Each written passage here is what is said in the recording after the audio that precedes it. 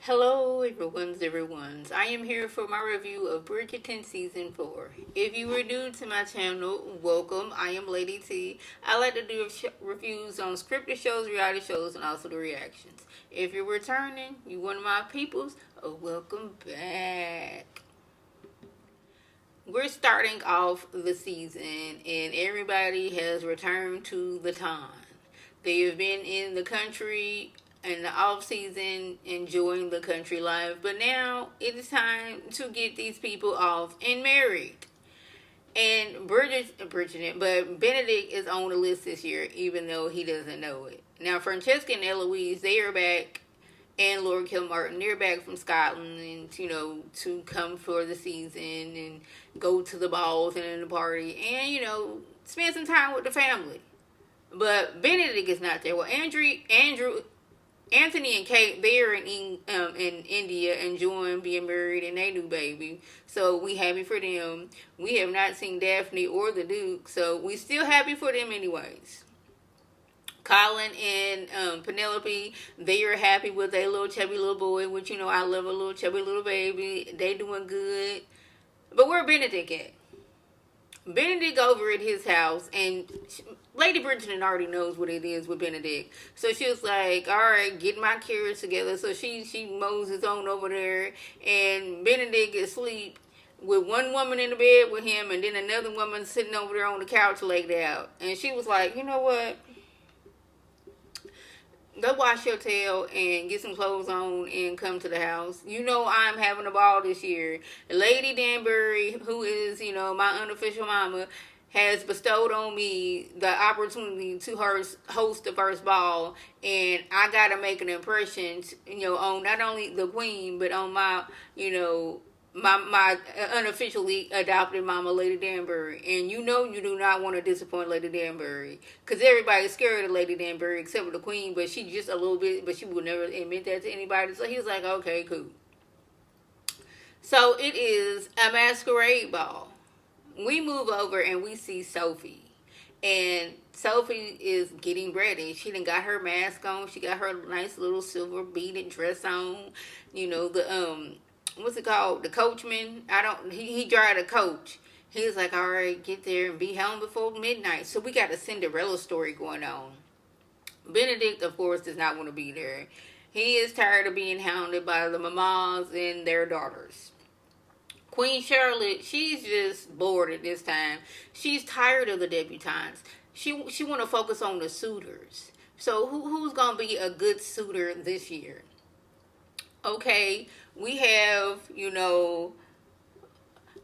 Lord Paul over there, but he got a little issue with the stinking.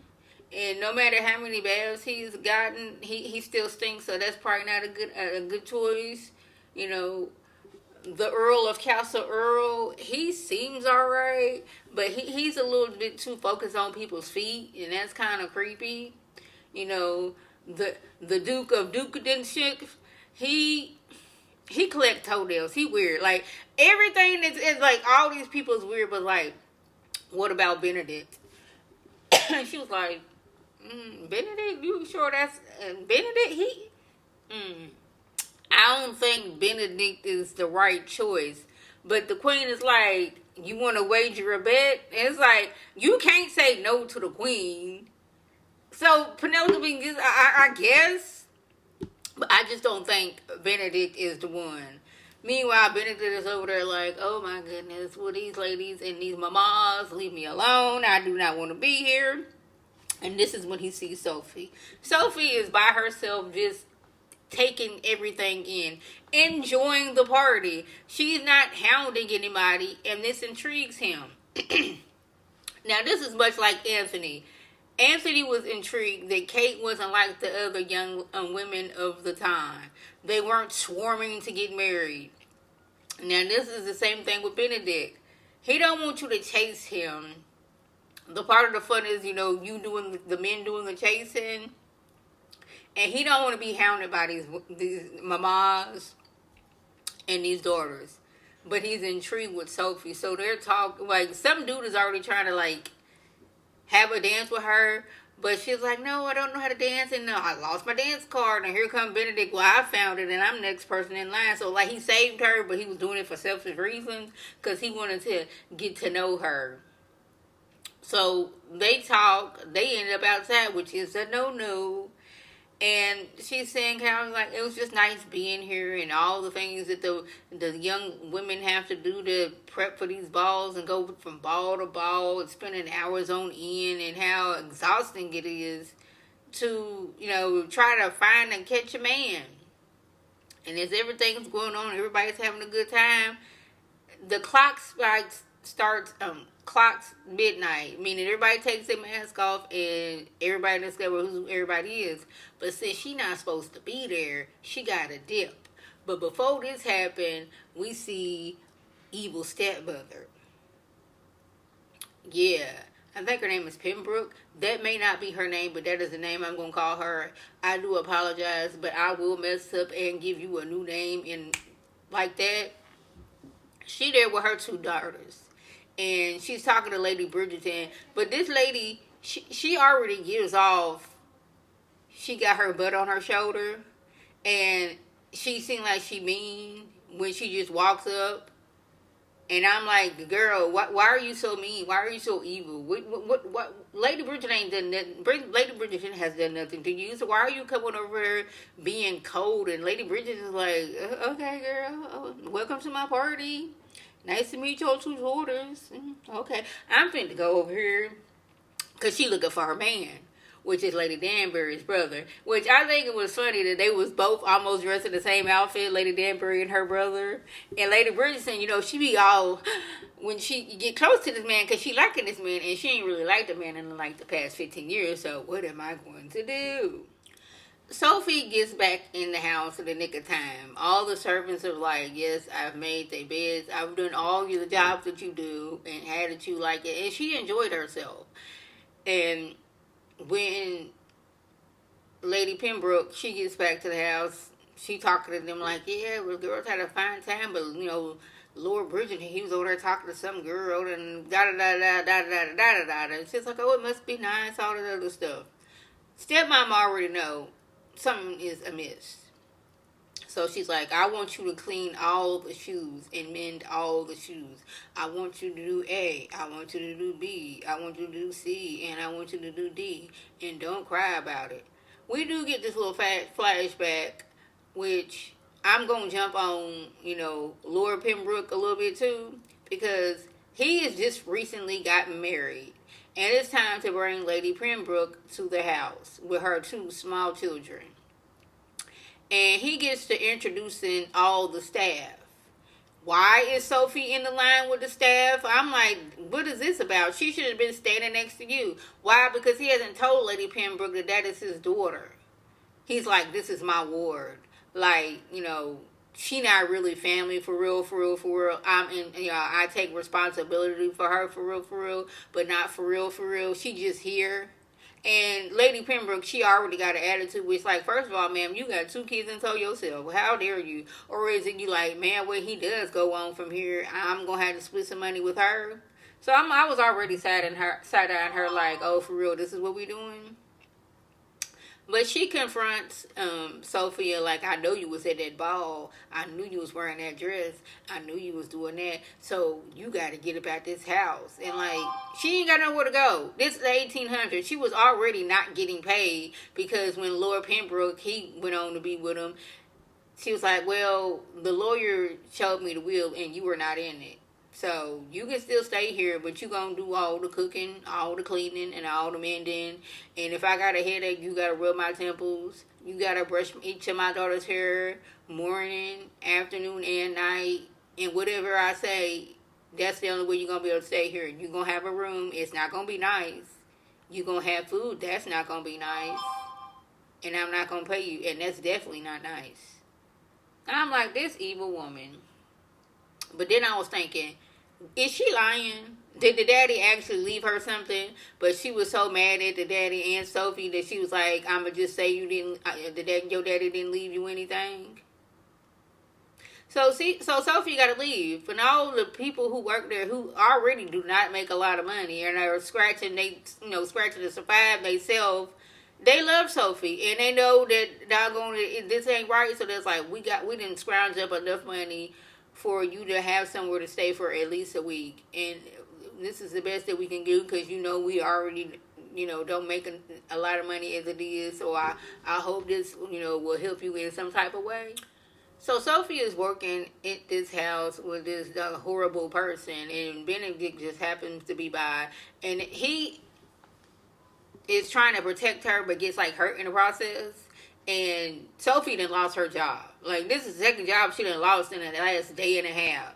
So it's like, what's she gonna do? So she's like, she got her stuff and she get to marching. He was like, you know what? Since I kind of sort of am responsible for you losing your job, even though Lord Canberry, he was evil and he been evil since we was little. So I know you didn't do anything wrong, but at least let me give you a ride somewhere. So she was like, okay. So they sitting there riding in silence, and it was like very awkward.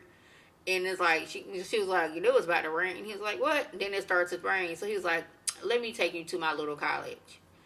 We thinking a little cottage, is like a room where there's like the kitchen, the living room, and the bedroom is all one room.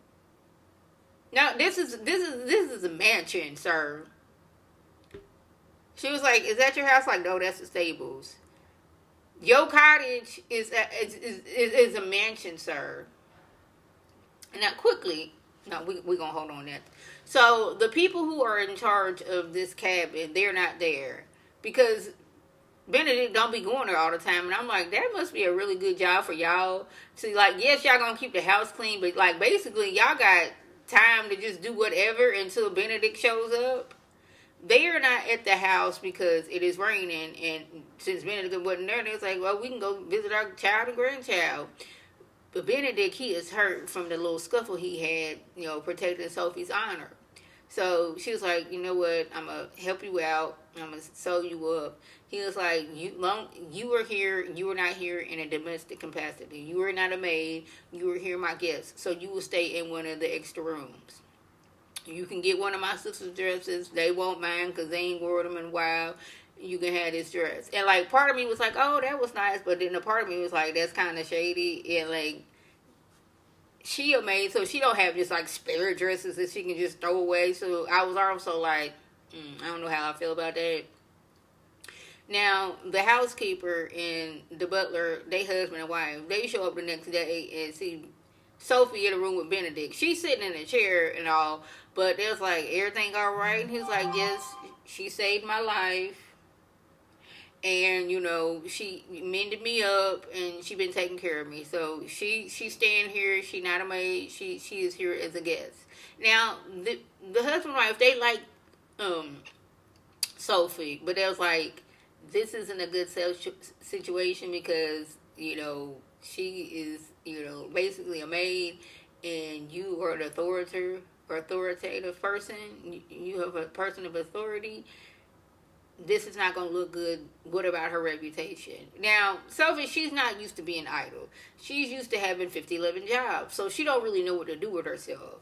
And her having 50-11 job has affected the people in the town. Why? It's because Sophie was doing multiple jobs. Usually the houses have a cook. Then they have a baker. They have a footman. They have a lady's maid. No, Sophie was doing the cooking, the cleaning, the mending, you name it. So now that Sophie's not here, how we going to get things done? So this is when the maid war breaks out. Because Lady Pembroke has then, stolen somebody else's lady's maid.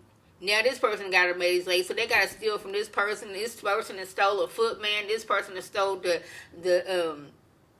the lady's maid, this person, then so the person that's in charge of this. Like, everybody's in chaos. My hair looks messed up because you done took my, my hairdresser or whatever are we to do. Now, meanwhile, with the Bridgerton, Hyacinth, she is ready to start the debuting. She's ready to get married. She's ready to have a house. So she's excited about all the little things like how to, host a party, how to do this. Eloise has made it in her mind that she is going to be put on the shelf.